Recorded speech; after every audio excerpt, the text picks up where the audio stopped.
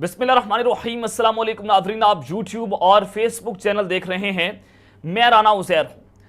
यह हादसात न समझें अभी के पस्त हूं मैं, यह हादसात न समझें अभी के पस्त हूं मैं, शिकस्ता होके भी नाकाबिले शिकस्त हूं मैं।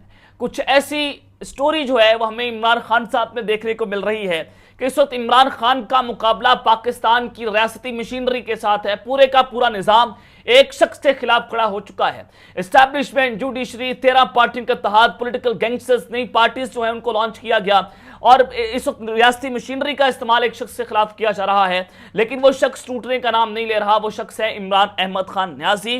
तो वो नाकाबिले शिकस्त है, वो डटकर खड़ा हुआ है। तो इस सब के अंदर कुछ बड़ी खबरें जनाब सामने आई हैं। सबसे पहली खबर पर आज हमने बात करनी है कि जेल से इमरान खान ने जनरल आसिम मुनीर को ललकार डाला है और जिस तरह से आज इमरान खान साहब ने डील पर लात मार दी है, जो मुतालबात जीएचक्यू की जानिब से किए जा रहे थे, जो डील्स उनके सामने रखी जा रही थी ताकतवरों की जानिब से, तो आज खान साहब ने अटक जेल से बैठकर नई जंग का ऐलान कर दिया है। एक नई जंग छिड़ी है। उस हवाले से हम तीन तफसीलात जनाब आपके सामने रखूंगा। और फिर दूसरी खबर पर आज हमने बात करनी है कि अटक जेल में हंगामी सूरत हाल पैदा हो चुकी है। इमरजेंसी के सायरन बजे हैं और हंगामी तौर पर एक मुलाकात का फैसला हुआ है। आखिर उसकी वजह क्या है, हकीकत क्या है, इस हवाले से भी इंपॉर्टेंट डिटेल्स आपके सामने शेयर की जाएंगी। और फिर दूसरी जानिब नवाज शरीफ की वतन वापसी का बिलाखिर ऐलान हो चुका है और क्या ये मुत्तफिका तौर पर फैसला हुआ है और क्या वाकई नवाज शरीफ वतन वापस आ रहे हैं और उसके पीछे कौन सी डील के असरात है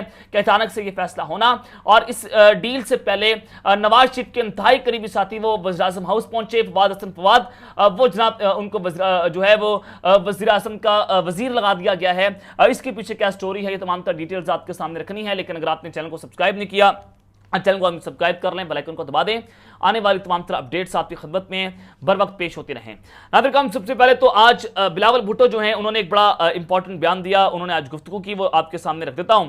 उन्होंने कहा कि लेवल प्लेइंग फील्ड किसी के लिए है और किसी के लिए नहीं है, यही मेरा एतराज़ है। इस वक्त पाकिस्तान पीपल्स पार्टी यानी कि बिलावल भुट्टो जो हैं वो अपने बाप के खिलाफ खड़े हो चुके हैं। आसिफ जरदारी साहब इस्टेब्लिशमेंट के खिलाफ नहीं जाना चाहते, लेकिन बिलावल भुट्टो खुलकर ये बात कर रहे हैं कि जनाब हमारे लिए लेवल प्लेइंग फील्ड नहीं है। यानी कि पंजाब जो है वो पीपल्स पार्टी के लिए नो गो एरिया है और पीपल्स पार्टी पंजाब के अंदर कुछ सीटें मांग रही है एस्टैब्लिशमेंट से कि हमें जनाब पंजाब के अंदर सीटें दी जाएं। और एस्टैब्लिशमेंट बजाय पंजाब में इनको सीटें देने के वो सिंध के अंदर भी रगड़ा डाल रही है और सिंध में इनका जो कब्जा माफिया है उसका राज खत्म करवाने की एस्टैब्लिशमेंट पूरी कोशिश कर रही है। तो उसकी बुनियाद के ऊपर पीपल्स पार्टी जो है वो अब एस्टैब्लिशमेंट के खिलाफ जाती हुई दिखाई दे रही है और ये लड़ाइयां मजीद बढ़ती भी चली जाएंगी। और बिलावल भुट्टो ने मजीद कहा कि इंतखाबात की तारीख के मामले पर इख्तियार इलेक्शन कमीशन के पास है।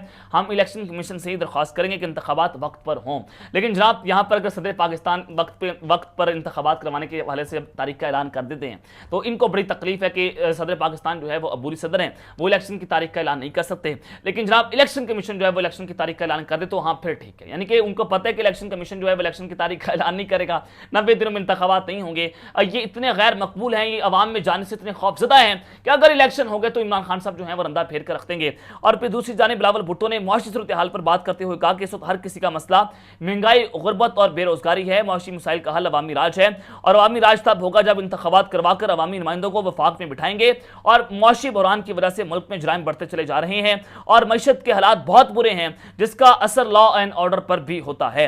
और बिलावल भुट्टो ने कहा कि दहशतगर्द दोबारा सर उठा रहे हैं। तमाम सियासी जमातें कहती थी कि दहशतगर्दों से बातचीत की जाए, लेकिन पीपल्स पार्टी का हमेशा मौक़िफ़ रहा कि रियासत की रीढ़ कायम करना होगी वरना ये बेकाबू हो जाएंगे। ये अवाम का कसूर नहीं। इमरान खान ने IMF प्रोग्राम देने से मना किया, यह भी अवाम का कसूर नहीं कि हमारी हुकूमत को IMF प्रोग्राम देने में 6 माह लगे हैं। लेकिन जनाब मैं आपको यहां पर बताना चाहता हूं कि इस वक्त इंतखाबात का रोना रोया जा रहा है और मैं आपको मुसद्दका खबर दे रहा हूं। मैंने आपको पहले भी बताया था कि सदर पाकिस्तान जो हैं वो विकेट के दोनों जाने खेल रहे हैं। वो जनाब बड़ों को भी खुश कर रहे हैं, वो इमरान खान को भी खुश कर रहे हैं, वो इनकलाबी भी बनने की कोशिश कर रहे हैं। जिस तरह से ऑफिशियल सिक्रेट एक्ट का मामला था, उन्होंने कहा कि मैंने तो जनाब दस्तखत ही नहीं किए, मैं तो डटकर खड़ा हो गया, ये सारा मामला। अब सदर पाकिस्तान जो है वो 8 सितंबर की रात 12 बजे तक अगर वो तारीख का ऐलान कर देते इलेक्शन की तारीख का तो मामला कुछ और होता, पोलिटिकल डायनामिक्स तब्दील होती और फिर जो हिजानी कैफियत है वो मुल्क में पैदा होती। होती और ताकतवरों को टफ टाइम मिलता, लेकिन सदर पाकिस्तान ने अपने ओहदे तक जो है वो इलेक्शन की तारीख का ऐलान नहीं किया। अब जनाब ये खबरें आ रही हैं, मुसद्दका ज़राए बता रहे हैं कि सदर पाकिस्तान इलेक्शन की तारीख का ऐलान करने जा रहे हैं। और आज भी जनाब उन्होंने जनाब कुछ जो एक्सपर्ट्स हैं, लीगल एक्सपर्ट्स हैं, उनके साथ कुछ अहम मुलाकातें की हैं और ये मुलाकात बता रही है कि जनाब वो इलेक्शन की तारीख का ऐलान कर देंगे। लेकिन उसके बाद पीपल्स पार्टी नून लीग ने बयानिया बनाना शुरू कर दिया है कि अब ये अबूरी सदर हैं, ये इलेक्शन की तारीख का ऐलान नहीं कर सकते। अब ये मामला सुप्रीम कोर्ट के अंदर जाएगा और सदर पाकिस्तान ने पहले इलेक्शन की तारीख का ऐलान क्यों नहीं किया, अभी क्यों कर रहे हैं? तो इससे अंदाजा होता है कि सदर पाकिस्तान विकेट के दोनों जानिब खेल रहे हैं। और जिस तरह से चीफ जस्टिस उमर अता बंदयाल साहब जो हैं वो आधे डटकर खड़े होते थे, आधे वो घुटने टेक देते थे, बिल्कुल इसी तरह से जो सदर पाकिस्तान है वो आधे डटकर खड़े हुए हैं, आधे वो घुटने टेकर खड़े हुए हैं। इनको समझ नहीं आई कि उन्होंने करना तो करना क्या है, क्योंकि ब्लैकमेलिंग और धौंस धमकियां जो है वो इतनी बढ़ा दी गई हैं कि अब जनाब पाकिस्तान में इस रियासत का चलना जो है वो नामुमकिन हो चुका है। रियासती निज़ाम जो है इसको फलूज होता हुआ दिखाई दे रहा है। अब आ जाए इस सारी सूरत हाल में, नवाज शरीफ जो है उन्होंने अचानक से दोबारा वतन वापसी का ऐलान किया है और पहले 15 अक्टूबर की तारीख थी, अब तारीख जो है वो तब्दील हुई है। ये मामला क्या है और ये जो डील चल रही थी, जो लेवल प्लेइंग फील्ड की बात हो रही थी, असल माजरा क्या है, ये आपके सामने एक बहुत बड़ी खबर जो है ब्रेक करने जा रहा हूं। जनाब कुछ दिन पहले, तकरीबन 2-3 हफ्ते पहले, शहबाज शरीफ ने और नवाज शरीफ ने मिलकर एक प्रेस कॉन्फ्रेंस की और उनके चेहरे पर जो है वो परेशानी झलक रही थी, जिससे अंदाजा हो रहा था कि इनके एस्टैब्लिशमेंट के साथ ताल्लुकात जो है बेहतर नहीं है। यानी कि एस्टैब्लिशमेंट ने नवाज शरीफ के नाम पर कांटा लगा दिया है और फिर ये खबरें भी चलवाई गई कि जनरल आसिम समझते हैं कि नवाज शरीफ पाकिस्तान की मशत जो बदहाल मशत है उसका वाहिद हल है, तो लिहाजा इनको वतन वापस लाया जाए। अब ये कंफ्यूज कर दिया गया। एक जानिब तो नैरेटिव था कि जनाब एस्टैब्लिशमेंट नवाज शरीफ को पसंद नहीं करती, फिर नैरेटिव बनाया गया कि एस्टैब्लिशमेंट को बहुत पसंद करती है। अब एस्टैब्लिशमेंट आवाम को गुमराह करने की यहां पर कोशिश कर रही थी, अपने मनपसंद सहाफियों के जरिए खबरें जो है वो उसको फीड किया जा रहा था। हालांकि ऐसी खबर कोई भी नहीं है, लेकिन साहब मैं आपको बताना ये चाहता हूं कि अब मामला किसी और जानिब जा रहा है और नवाज शरीफ वतन वापस आते हुए दिखाई दे रहे हैं। नवाज शरीफ की वतन वापसी की हतमी तारीख का ऐलान कर दिया गया है और साबिक वज़ीर-ए-आज़म पार्टी सदर शहबाज शरीफ ने कहा कि नवाज शरीफ 21 अक्टूबर को पाकिस्तान पहुंचेंगे। और फिर जनाब ये आज नवाज शरीफ की ज़ेर सदारत एक अहम तरीन इजलास हुआ। इजलास में शहबाज शरीफ, सलमान शहबाज, हसन नवाज जो है इजलास के अंदर शरीक हुए। इजलास में इलेक्शन से मुतल्लिक हिकमत अमली और नवाज शरीफ की वतन वापसी के अमूर पर गौर किया गया। इजलास में इलेक्शन से मुतल्लिक पीपल्स पार्टी के मौक़िफ़ पर भी गौर किया गया। नून लीग के सदर शहबाज शरीफ का कहना है कि नवाज शरीफ 21 अक्टूबर को वतन वापस आएंगे।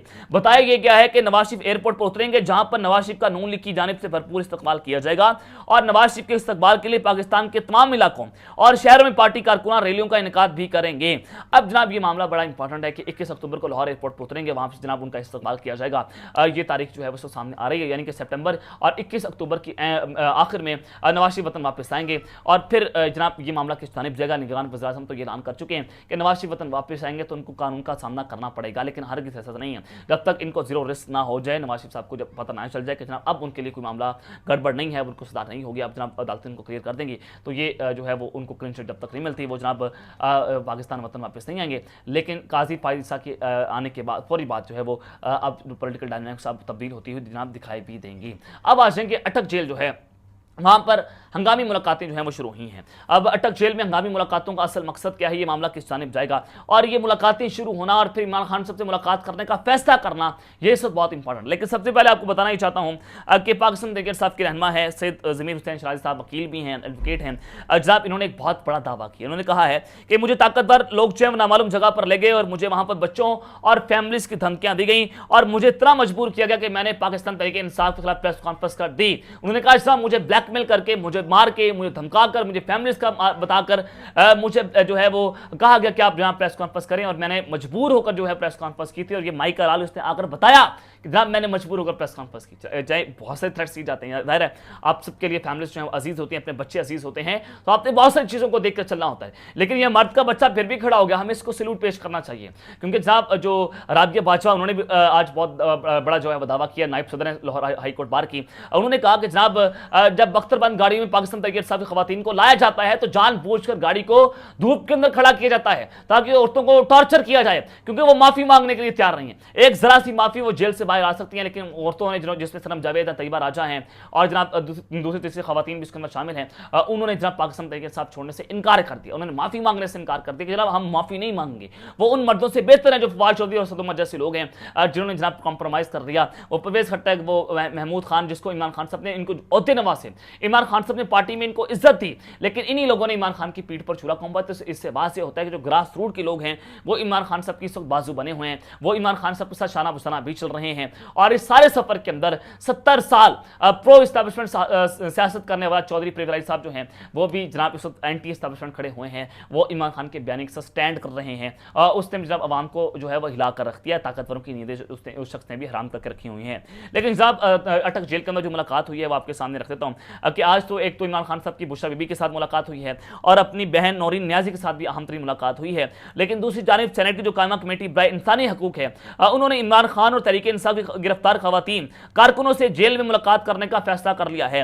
आज सेनेट की कायमा कमेटी बराए इंसानी हकूक का इस्लामाबाद में इजलास हुआ और इजलास के दौरान पाकिस्तान तहरीक इंसाफ की सेनेटर फलक नाज ने कहा कि तहरीक इंसाफ के चेयरमैन इमरान खान और 35 खवातीन जेलों में है जिनके साथ मुलाकात होनी चाहिए। खवातीन बिना किसी केस की कई माह से गिरफ्तार हैं, इनसे जेल में जाकर मुलाकात करनी चाहिए। इस पर चेयरमैन कमेटी ने कहा कि हम जेल जाकर मुलाकात करते हैं, जबकि इस मामले पर चेयरमैन सेनेट से भी बात की जाएगी। चेयरमैन कमेटी वलीद इकबाल ने कहा कि गिरफ्तारियों से मुतालिक इसी महीने कमेटी का इजलास मुनक्किद भी किया जाएगा।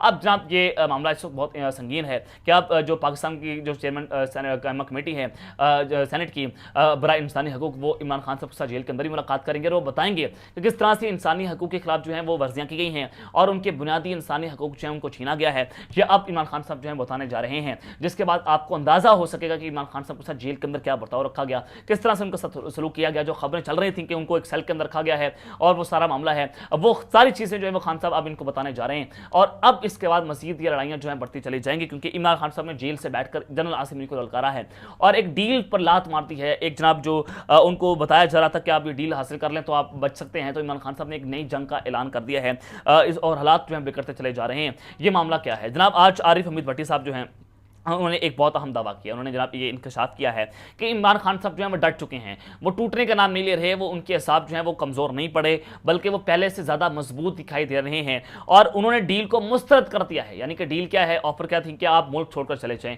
2 से 3 साल के लिए सियासत के पीछे हट जाएं, अपने किसी जानशीन को जो कि एंटी एस्टैब्लिशमेंट ना समझा जाता हो वो जनाब पाकिस्तान तहरीक इंसाफ को जो है वो लीड करे और आप पीछे हटे, तो हम जो है वो आपको किसी न किसी तरीके से फेस सेविंग जो है वो दे सकते हैं। लेकिन इमरान खान साहब ने ये डीलें लेने से इनकार कर दिया है। उन्होंने किसी भी किस्म की डील को, हर तरह की डील को मुस्तरद कर दिया है और उन्होंने कहा जाता था कि इमरान खान साहब 4 दिन भी जेल नहीं रहेंगे। अब वो शर्मिंदगी से मुंह छुपाते पड़ रहे हैं, क्योंकि ताकतवरों को तो ये गाइड किया गया था कि इमरान खान साहब जो है वो इस हाथ पे कमजोर हैं, वो जेल के अंदर नहीं रहेंगे, वो चिपकली से डरता है, वो फलाने से डरता है। लेकिन इमरान खान साहब जो है उन्होंने ये वाज़ेह कर दिया है कि वो शेर का बच्चा है, वो शौकत खानम का बेटा है और शौकत खानम का बेटा कैदी नंबर 804 आज इंसद के हिसाब पर तारी है, वो जेल से बैठकर इनके लिए वबाले जान बना हुआ है। तो ये अब तक की डिटेल्स हैं जो मैंने आपके सामने रखी हैं, अब तक के लिए अपना ख्याल रखिएगा और इस चैनल पर भी हर नया लाने के बाद पाकिस्तान जिंदाबाद।